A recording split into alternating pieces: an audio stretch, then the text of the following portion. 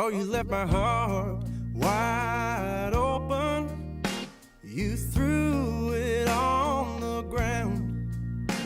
Oh no, but where it is now, it's waiting to be found. But then last night I tried to call you. It rang once, then straight to voicemail.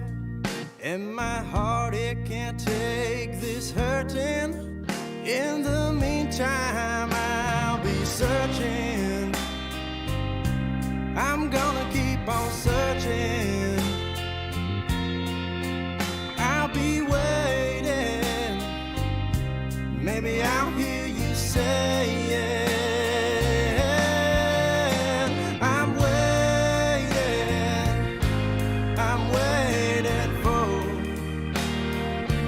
Oh yeah, I'll be waiting.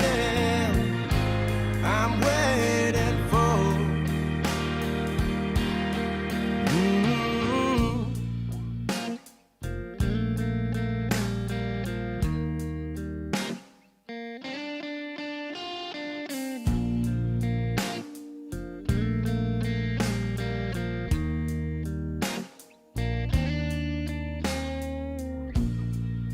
I've always been so optimistic.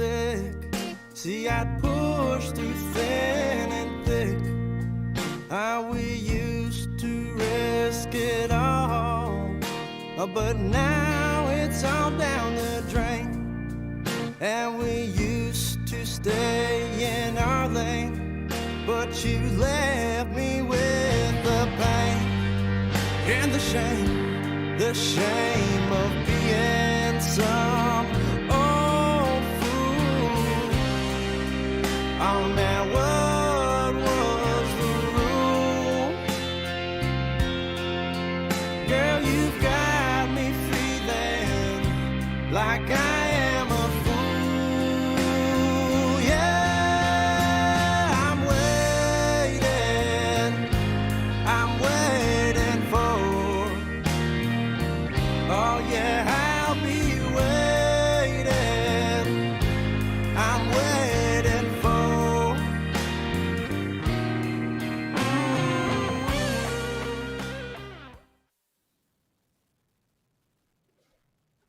Ani Bojo. Welcome, everyone. Yergut Indigenakaz, Sudbury, Ontario, Dunjaba. Salut, bonjour. Good afternoon. Welcome, everyone, to IPA's online workshop, Seeing Our Stories, virtual with Veronica, Johnny, and Pura. So I'm really excited for this. I think we're in for some amazing knowledge, and I think we're all going to get some good medicine, some good heart medicine today, and I think it's really needed. I think before I introduce Veronica and Pura, I just want to take a moment to acknowledge our collective grief right now, our collective sadness, I think anger as well. Um, I think I also want to acknowledge all the amazing work that I'm seeing from Indigenous peoples taking time to educate, taking time to step away to heal and to grieve. I think these are all important things, and I don't think there's one right way to do that.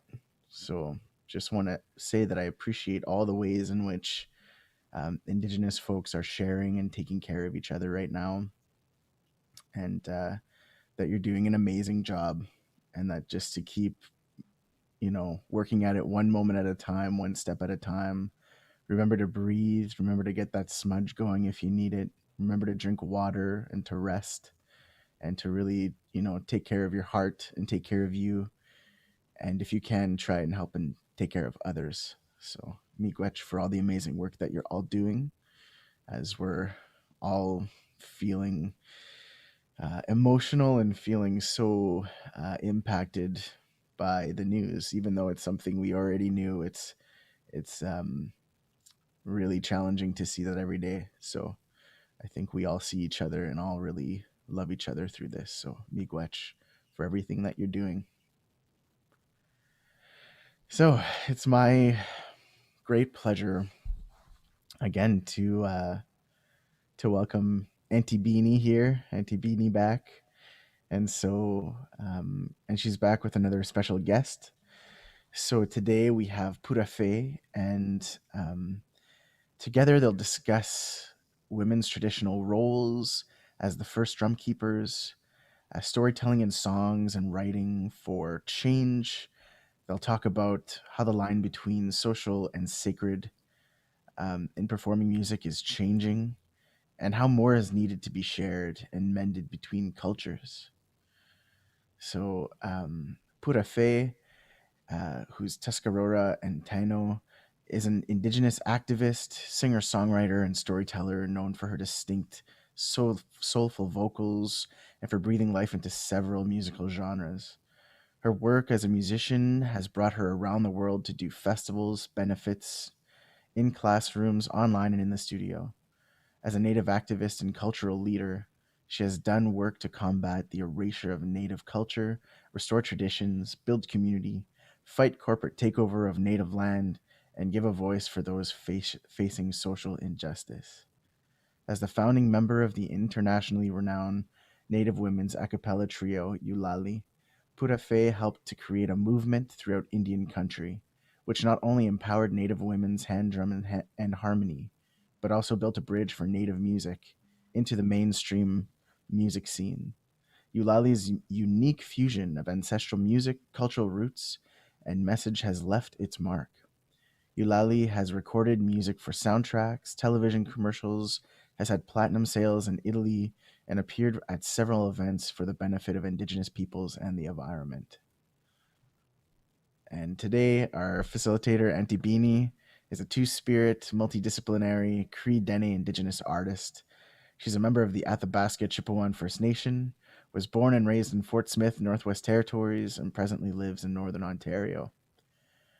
Beanie has emerged as a dynamic force in the Canadian music and arts industry, working as a performer, producer, manager, promoter, writer, arts educator, workshop facilitator, speaker, entrepreneur, youth mentor, cultural knowledge keeper, and Cree language advocate. She's a singer songwriter, contemporary Indigenous hand drummer, and also the frontwoman, vocalist, co producer, and manager of the Johnnies. Known for their high energy performances, the Johnnies are an Indigenous fronted rock and roll band featuring all original music.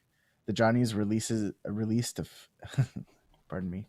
The Johnnies released a full-length album called Leathers and Feathers in June 2020.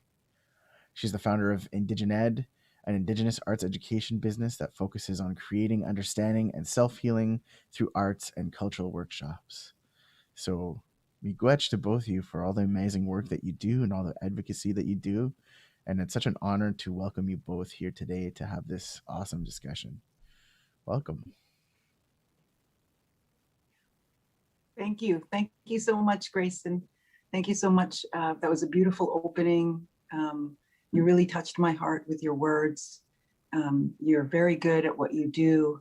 And thank you for your music too, and for all that you do as well. I also want to acknowledge, everyone at IPA, Indigenous Performing Arts Alliance. You all do so much good work. And I hope you get the summer off to rejuvenate and refresh, so that we can continue to do this work together. It's been an honor to work with you, and I'm looking forward to my summer as well. And welcome, Pura. It's so beautiful to see you. How are you today? I'm good. Thank you. It's nice to see you both. And yeah, thanks for this. This is, I love you anyway. Yeah, we have so much love in the room. There's so much love, and that's what we really need right now, right? And the music brings in that love, the ceremony, and us gathering like this. Who is to say how many people are out there that need this just as much as each of us? And so thank you for creating this opportunity, and thank you, Pura, for giving us some of your time and the incredible knowledge that you've been learning and listening and hearing about recently. And so I'm just so excited to start.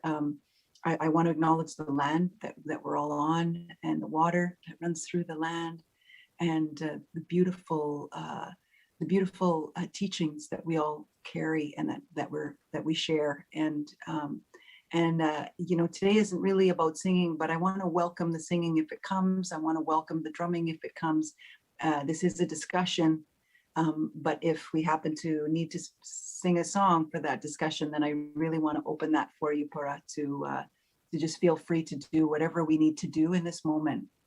And so let's start with the women's traditional roles, you know, like, so we briefly spoke a few weeks ago about you, you know, sitting with many of the women, the original drum keepers, as descendants. And so I just really like to hear about that.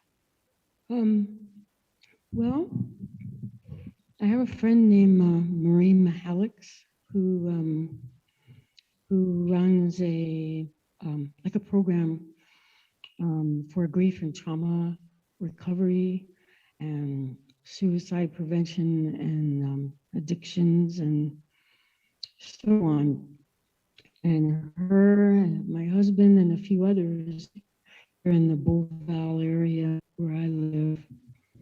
And I live up here in northern Saskatchewan and in Treaty 10, and which is traditionally Dene country. There's also Cree now and Métis and Dene, and they all are together here. And all of them went to, throughout all these villages up here, went to the Beauval residential school.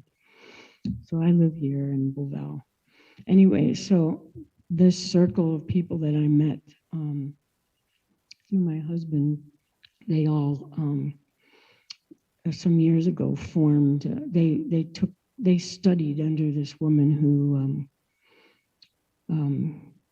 put a program together by visiting indigenous communities all over the world and how they deal with grief.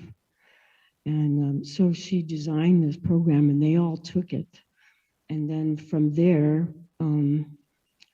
Marie broke away because they were trying to get funding for this program. And time was passing, so Marie broke away and became White Lightning, and their program is called Green Arrow. So she goes around to different communities and works with them, and she also brings them to a specific place where there's lots of land and cabins and so forth. Then I took her course. It was great, and I thought it needed a little more indigenizing. So then I brought my things in, and so now I've been going with her and working with, well, it's been young women, and the things that they bring with them about them not being able to drum and to carry drums or pipes or rattles, or women don't do that and this and that. So for me, it's been trying to dismantle maybe some of the patriarchy, which really isn't our traditions. It's coming in through everything that everybody's learned through the church and that whole mindset. And so we go back to the beginning. We try to go back to, not the beginning, but we do that too. We go into creation stories and everything.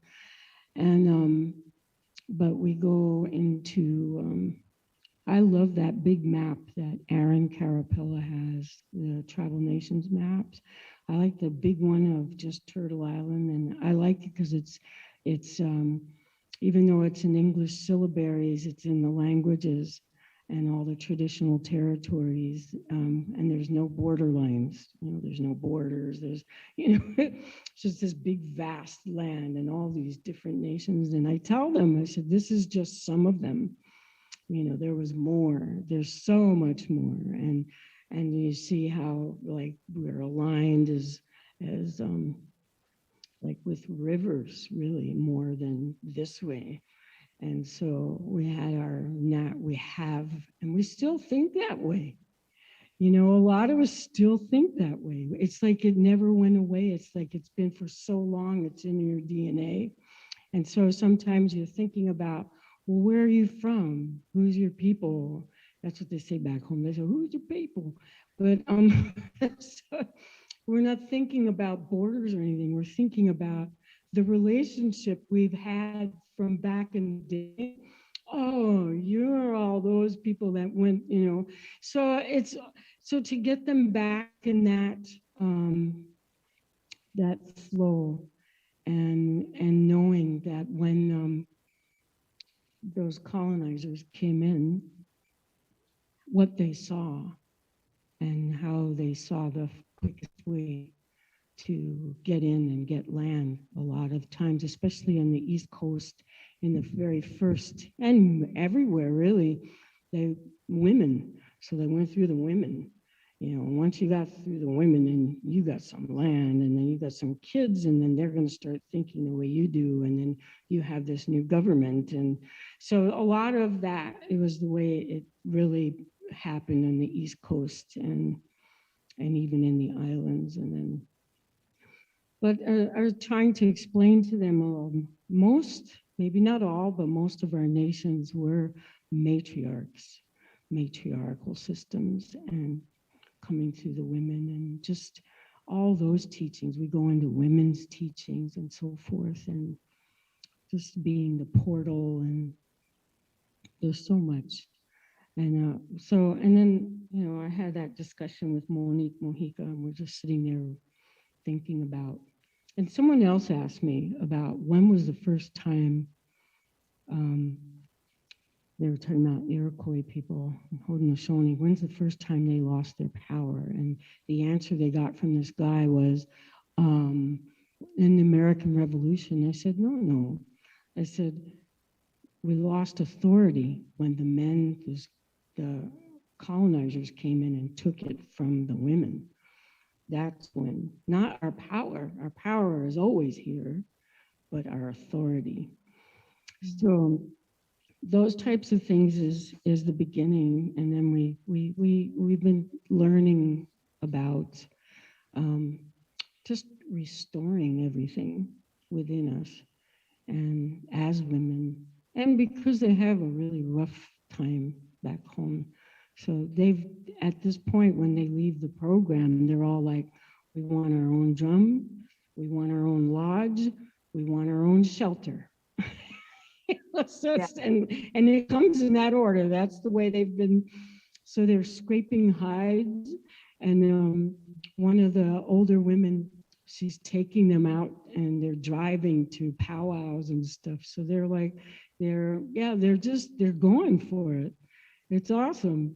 So it's really helped, and they've learned to become more sisterhood. And those are things that were important, right? The women's societies and rites of passage and all these things for both girls and boys. And so I have my grandmother drum, which I carry everywhere. And so they learn a few songs on that. And I'm getting more calls to come in and do that. It's really, it's a great journey. I was really ready to go back home.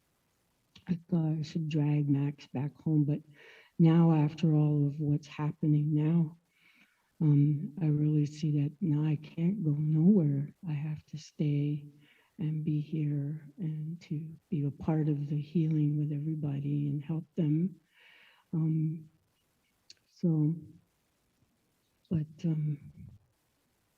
yeah, even in that, you know, it's like there's a lot of patriarchy.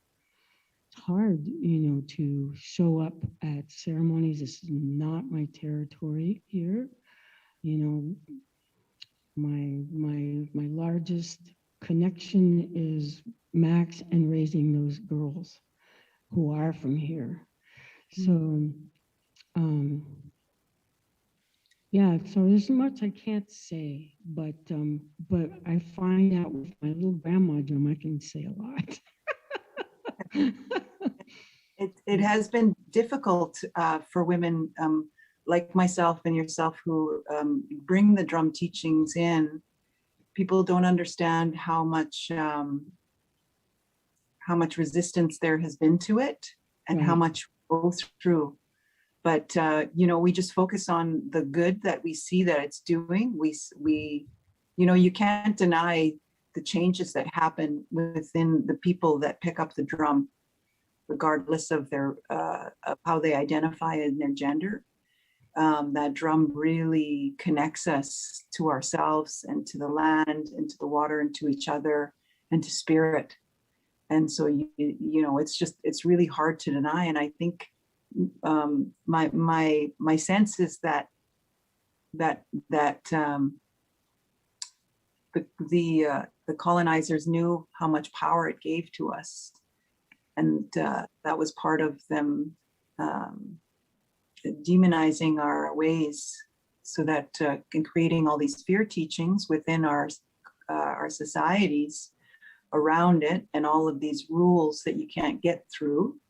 As a drummer, one of my first teachers was Jerry Ullman, and he worked with people down on Hastings, and that was a really powerful message that he gave me, was that you can't wait until someone's better before you give them the medicine.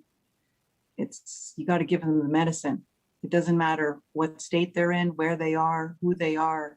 You got to give them the medicine. If you know, it's just a really the fear teachings have brought in a really different kind of mindset in many of our people, and so that's why it's so important to have these discussions. Absolutely. Yeah. Yeah. And is there anything you can share with us regarding the origin stories of the hand drum in regards to women, and maybe even in regards to Two-Spirit as well, if there are any? I'm not sure about the creation of hand drums. Okay. And but I was told that those came after the big drum because of it was hard to carry around, you know, the big drum. So, but yeah, I mean, before I just go into that, I think people need to know that not only, and like the first things that they dismantled when they came in was anything connected to mother, all the Two-Spirit societies and people, all the faith keepers and medicine people, and clown societies, all that, out the door. So we lost a lot. And all these people that were very powerful keepers of so much. But no, I was taught that really the first drums that just about all our people had were water drums. Those were our first drums. And different tribes, and you'll notice that a lot of people still have water drums. Even nations that you wouldn't think have them, all of a sudden you'll see that all of a sudden this water drum appears during some ceremony. I'm like, oh, you know, so I didn't know that they, you know, so it's like it's everywhere, you know, it is everywhere. And there are people that still remember, I guess, and, you know, it's not just Haudenosaunee and whoever else, there's everybody. So, but the story that I've been told so many stories, and I see how some of them are kind of together, but for two different instruments. But I didn't know that the big drum came out of. I didn't know it was as late as 1870 something. I always thought it was this really ancient instrument, but it was not. And people were using water drums and all kinds of shakers and sticks and things. But the big drum came out of the time of war. Oh, oh, nice. look what she brought us. It's a piece of a squirrel.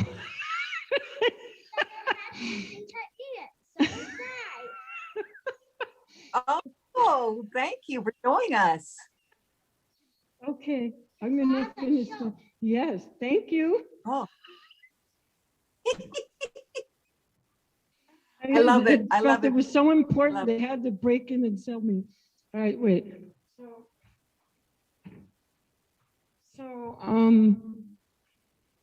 Yeah, so the drum came during a time of war when it was a Santee village, and it was a woman her village was being massacred by the Bluecoats, and she jumped into the water and grabbed a reed. This is how the story I was told. So she grabbed a reed and stayed under there. They say they don't know how long, and when some people say days, some people say a day, but she stayed under the water. And while she was under the water, she received all these visions she got the visions of this drum and the songs and the protocols and just what it all meant. And this was like medicine for the people. And so it didn't, people have switched it around, but anyway, I'm not going to be the one to say that. But so after that, and eventually she found herself, she went and ran to, I think it was an Ojibwe village. And she told them everything that happened and about her vision. So they helped her make this drum, and they made it exactly as she asked. It went to this elders council, which were women and men, and they had more made, and they brought these drums, and they went east, and they were bringing these drums to all these villages, and mostly it was like Anishinaabe people. But that drum also made its way down to Kickapoo and all over, everywhere. So that big drum came from this woman named Tail Feather Woman, and she's a Santee Sioux. And that happened in 1870 something. So there are still the original drums still exist, and the families that keep them. And those drums went to not just men, but to women too. They went to individuals. And I think it was Arvel Looking Horse, who had a gathering for a renewal of these drums. And so I saw it in an article, and I saw the picture of those that are the keepers of those original drums, and they're women. So I was just like, why does not everyone know this? Everyone should know the creation stories of these drums that we're playing and the purpose of them, and not to be so hard on women. This is their medicine. It came through her, and it was for everyone. It wasn't for just women or just men. It was for the nations, for the people. It was, and like Chickadee Richards says, she was taught that drum was in the circle, and it meant half men and half woman. It meant both. And so that's what I know. What I know about Two-Spirit people, and amongst my own people, I know that during the Tuscarora War, that they were very instrumental, especially the women cross-dressers were the fiercest of them all. That I know. I mean, in terms of societies from back in the day and some of the roles, I love that story, and I'd like to see that actually on a screen. But to act that out, that whole, yeah, I was just like, that was like, I want to do that. But anyway, so that I know that there were so many different types of societies in every nation. And these things I think they were very important. Another friend of mine said that when he was growing up in his house, and he's Apache, he said when they were kids, it wasn't about gender. It was about clean up the house. You're still this age, and he said it didn't matter whether they were boys or girls. He says we all had to learn these skills and how to keep everything clean, how to clean meat and all of it, everything. And so, yeah, I don't think people were suppressed either to being who they were naturally, who they felt, and whatever they felt. I think people were, it was like people watched to see who you were going to become. And I think you were honored for whatever you did, especially if it was helpful to the community and to the families. I think those were the things that were looked at in terms of gender, and it wasn't. I wasn't there. I wish I was, and maybe I was, but Yeah. anyway. Yeah, I've often heard in ceremony from several elders that we actually didn't have ceremony either. We didn't need healing ceremonies because there was no healing required. We were pre-contact. That a lot of these ceremonies came after contact, after colonialism came in. That many of these ceremonies were created because of the disease that came, because of these different things that happened. And absolutely, I love the idea of seeing who a person becomes. And I, instead of forcing an idea on them, and that's a lot of my work in the school system that I do, is convincing teachers and principals and superintendents and directors of schools that they got to stop thinking that they know better than the children, and they got to listen to the children and do what the children need right now, and get away from the whole curriculum system. So it becomes, instead of the one person at the top saying what's happening, it's all of them telling that one to make it happen as the leader. And so it's been a long journey of work, but that's what my family taught me. That's why people call me Beanie. It's because of the wisdom of a young child, my brother. And that became my name before, that's my name at home, is Beanie. And that's why I asked Gray to call me Beanie, so that, because I feel like I'm part of the family here. And so I'm just really grateful for the knowledge that you've shared. And I really can't wait to learn more and hear more stories, and to continue to do the work alongside you, with you, apart from you, everywhere I'm required. I want to be there to help with this work. And I think our music is a big part of that. I know our music is a big part of that. I know that the songs that we call in, the songs that we remember, the songs that we learn from each other are going to help with that healing. And so I want to talk about like the storytelling in our songs, and how we can use how we can create change through that music. And you were just speaking about that recently. You were just working on something. Yeah. Yes. Was that a question? Oh yeah. But sorry, tell us what you're working on. How you creating that change through the music, right? Like one of the most powerful songs. I mean, I love so much of your music. I'm downloading everything at this point, and of your songs. And your "I Don't Know More" song in 2012 was, for me, I'm just getting chills thinking about it. Part of that part of the powerful movement forward. So I just want you to speak a little bit about on that, whatever comes. Okay.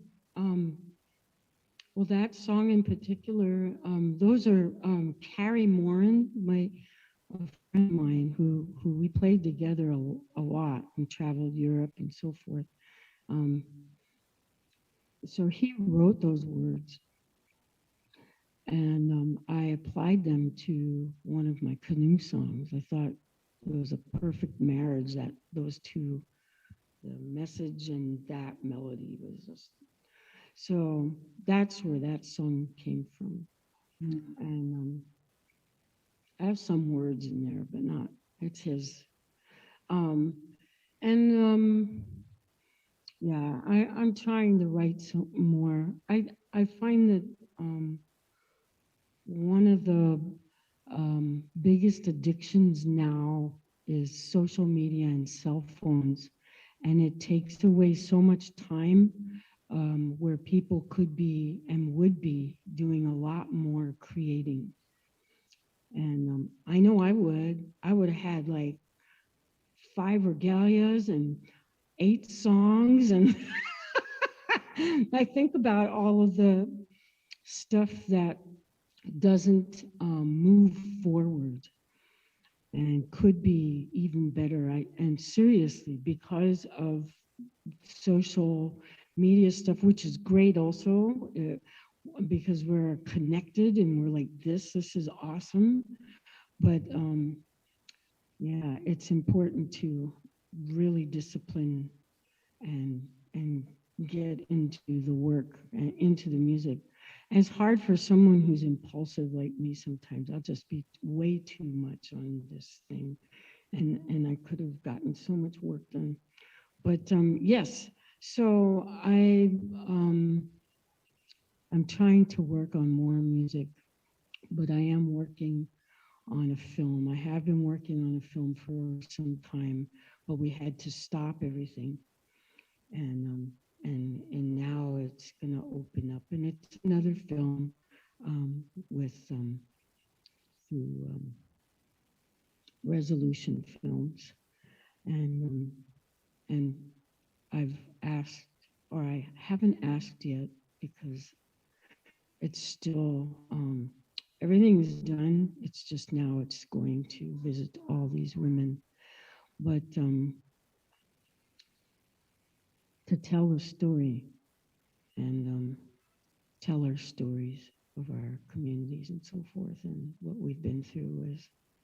But anyway, that's all I'm going to say about it.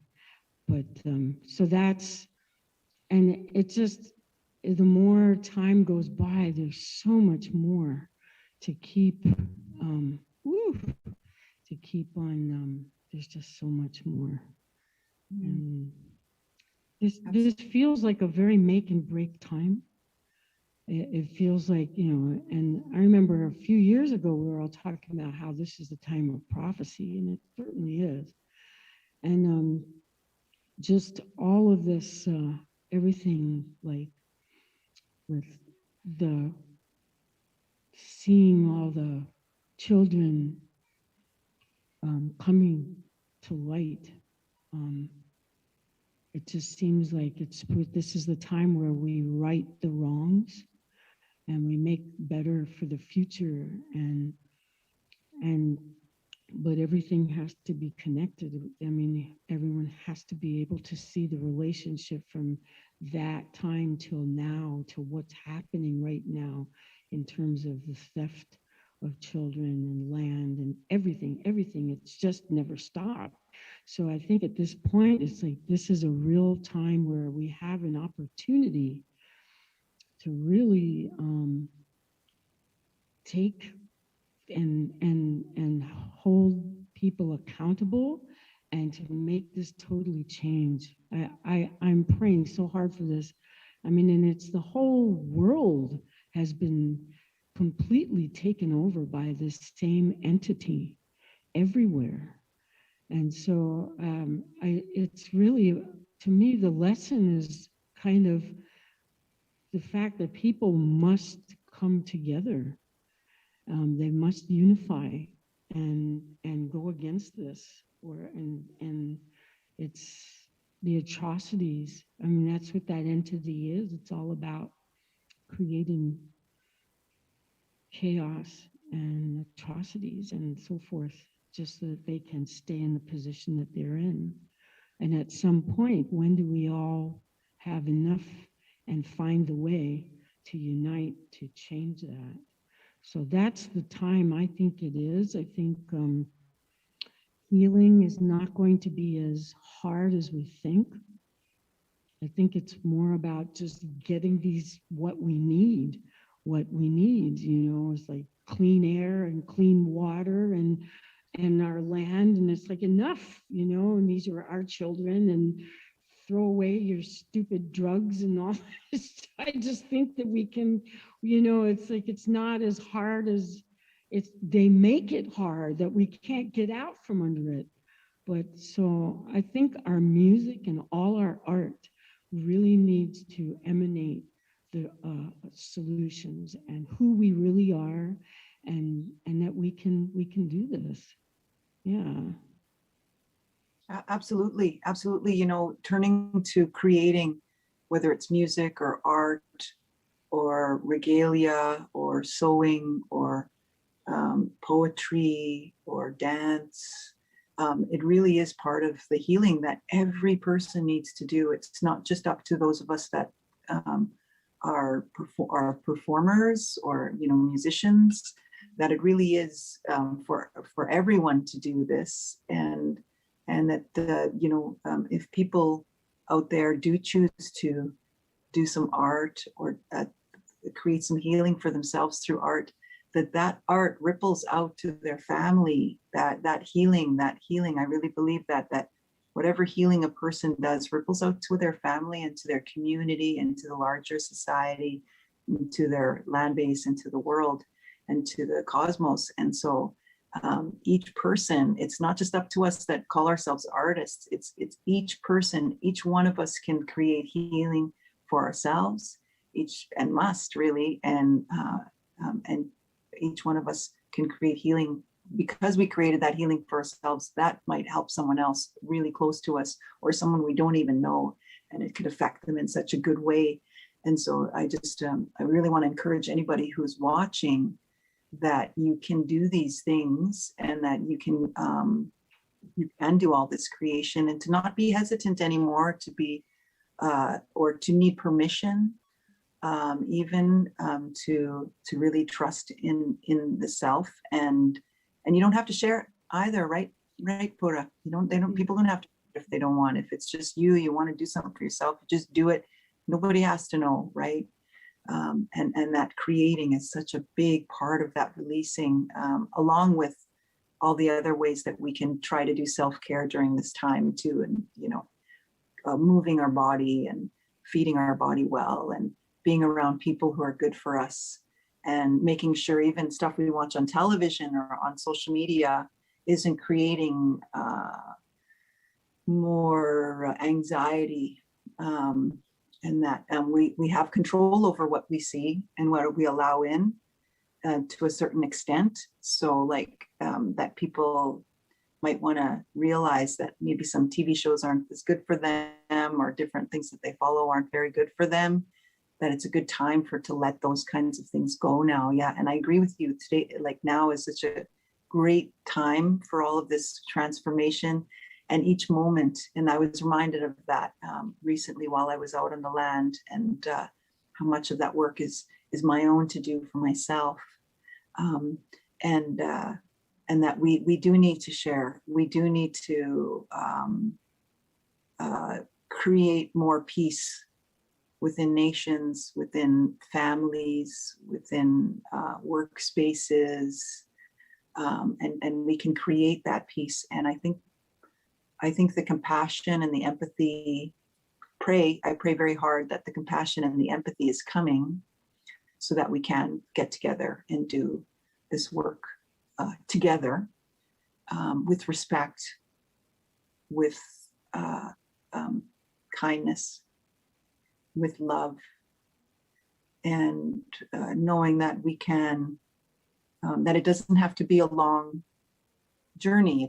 It can happen like that sometimes, and I've seen it happen like that sometimes. And so just to be open to it happening like that, And sometimes it happens during a song.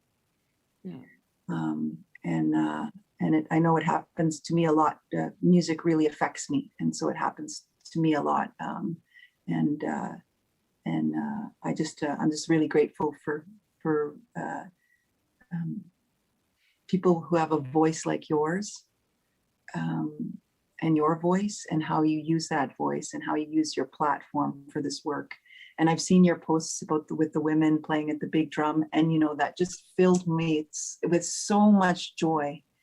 It filled me with so much hope for the future. It filled me with so much.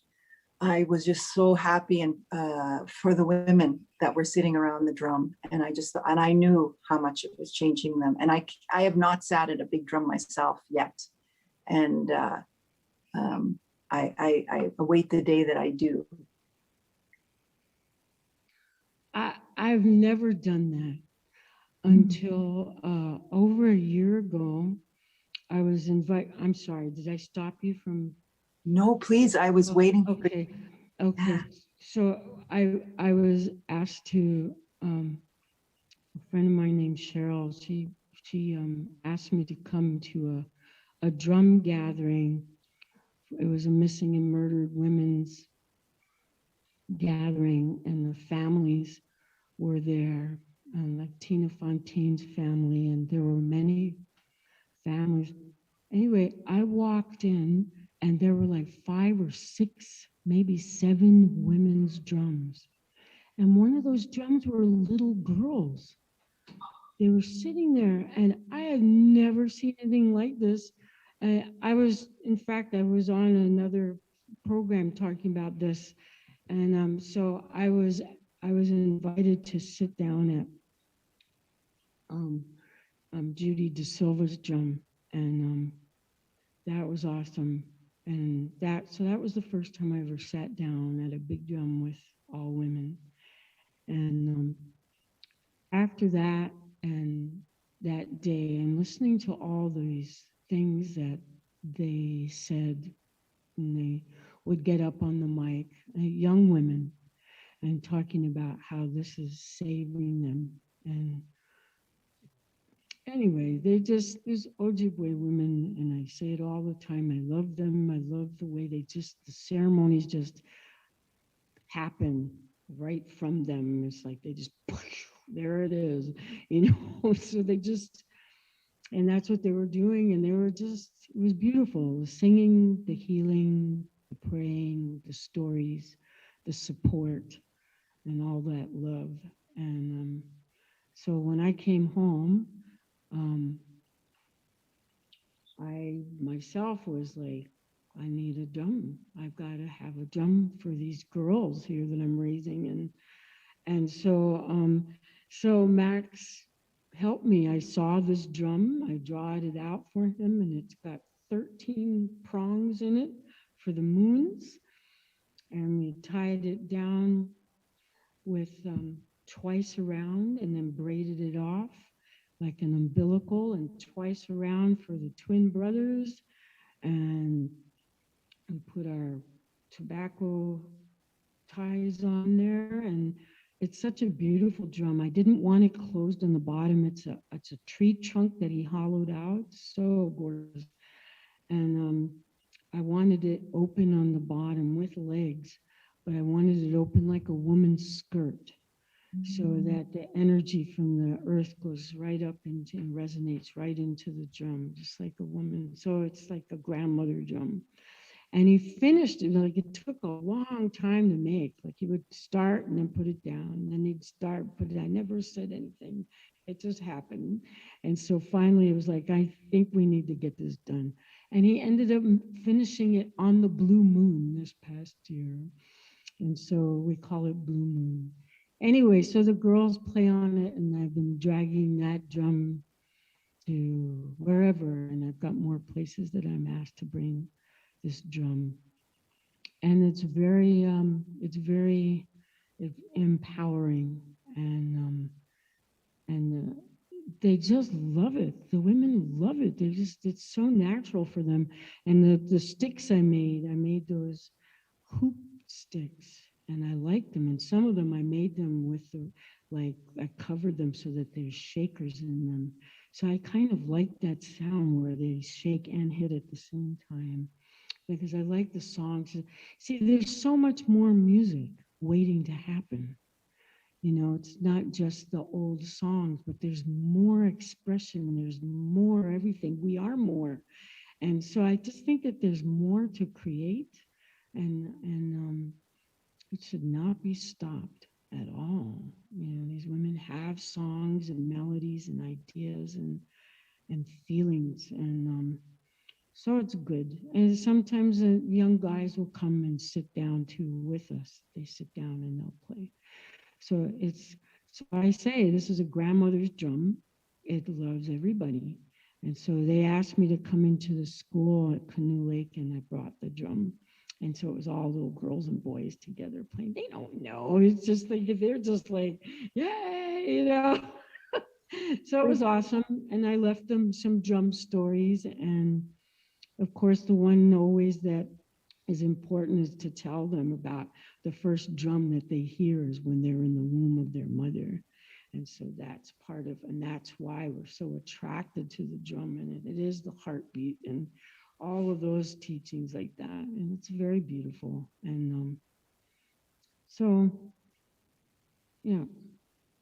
Yeah, you can see it. You can see it too. The heartbeat and how the heartbeat affects people who aren't used to hearing a drum. And one of my greatest memories of being in Vancouver, I was there with my daughter, and I was at the Vancouver Folk Festival, and the family came out, Indigenous family, and they brought their big drum. And I was right there. I was like one of 10 people just waiting for them to come out. It was a little side stage. And the father comes out and he says, okay, we're going to call the people, he said. And he just started playing the drum. And it went from 10 people to thousands of people on that side. And it only took 15 minutes to fill every little piece of grass that you could find. And so it's an incredible sound that people don't even understand how strong it is, how powerful it is, and how attractive it is for them. They just come, and it was just like, it was really that image always is in my mind when I'm thinking about the energy of the drum and just how much it connects us as the two-legged to all life. And I see we have Gray back on with us. Do you have some questions from us? I know that we're here to answer some questions, or maybe. So far, no questions. I think folks are enthralled and are here to listen and to learn. But you know, I also wondered, with the we have a little bit of time left, if either of you felt moved to sing a song or share anything like that. And if not, you can continue on with your conversation. It's, of course, totally up to yous. Well, I want to leave it for Pura. If you would like to share a song, I would love to hear one. Okay. Just putting you on the spot. Sorry, not sorry. Oh, no. That's funny. Sorry, not sorry. Usually I make the girls come in and sing. You know, they're now living with their mother, but they're so used to here that they come back often. They come back, and yeah. But usually I make them sing this song.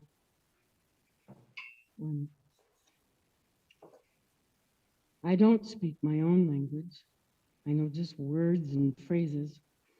And but since I've been up here, and my husband and his family, they just speak Cree to each other. So I'm hearing it all the time. And then I ended up writing a song for Tara Began's play called Honor Beat. And they needed a traveling song. And it happened to be the characters went to Kamloops. But the character in the play. But so she crosses over, and they wanted this song. So here it is, and my husband wrote me the words, and so.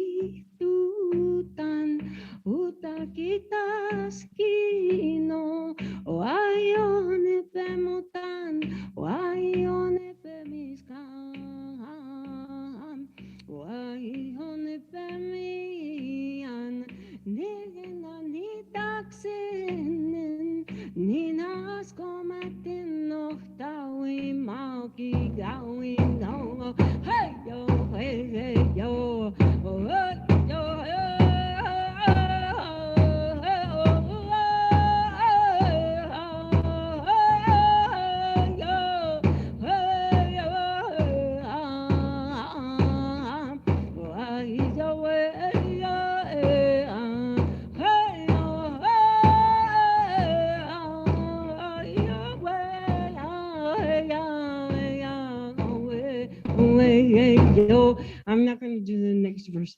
That's enough. That was plenty. Thank you so much. That was incredible. Thank you, Pura. That was beautiful medicine. Merci. Hi, hi. Merci beaucoup. I think we're So sorry. Go ahead, Veronica. no, we're on the hour, Gray. Is that right? It goes by so quickly, hey?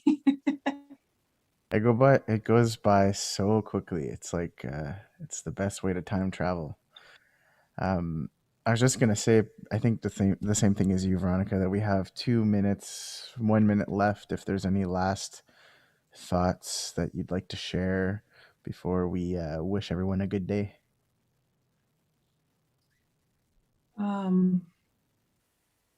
I really hope that anyone out there who is being held back because of fear and doubt, that you can let that go now, and that you do what you need to give yourself permission to create your own healing for yourself.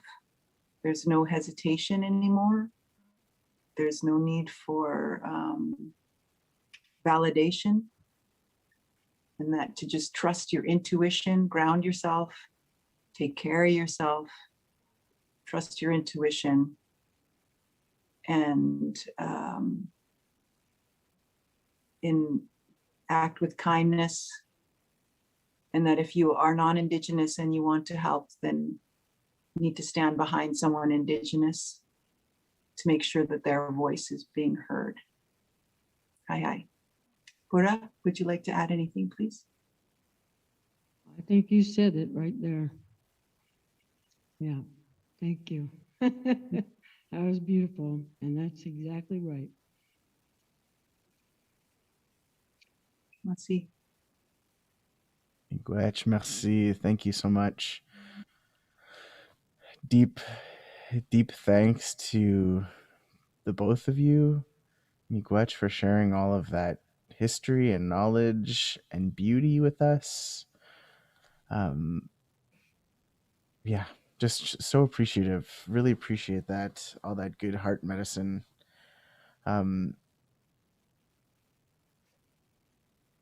Yeah, I think, yeah, Veronica, you said it all. I was like, is there anything else I can add? No, I cannot. So, That was messages from the land and from the ceremony, which I was very grateful to be involved with last week, right outside Calgary. And I'm here with family. And so I just want to say how grateful I am to be walking this path and to be walking each step toward healing for myself, for my family, for my communities, and for Mother Earth and all life that exists on her and in the cosmos and the universe. Aho. No. Mm. Miigwech, everyone, for joining us and for, participating in your own way. I see some folks, saying some really positive things in the chat of just, echoing things that that Beanie or Pura shared. So that's always great to see. And like most endings, I'll thank our sponsors. So miigwech to the Indigenous Performing Arts Alliance, and to our sponsors, the Toronto Arts Council, the Ontario Arts Council, and the Department of Canadian Heritage. So IPA Online will be taking a break for the summer and will return in September. So if you're watching right now or listening and you have any suggestions for topics that you'd like to see for the next sessions in September onwards, please email info@ipa.ca. So info@ipaa.ca.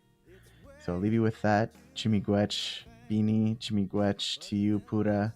It's so great to see yous. Oh, beautiful. And I look forward to when we're all together. Stay safe out there. Take care of each other. Take care of your heart. Miigwech. I'll be searching. I'm gonna keep on searching. I'll be waiting. Maybe I'll hear you say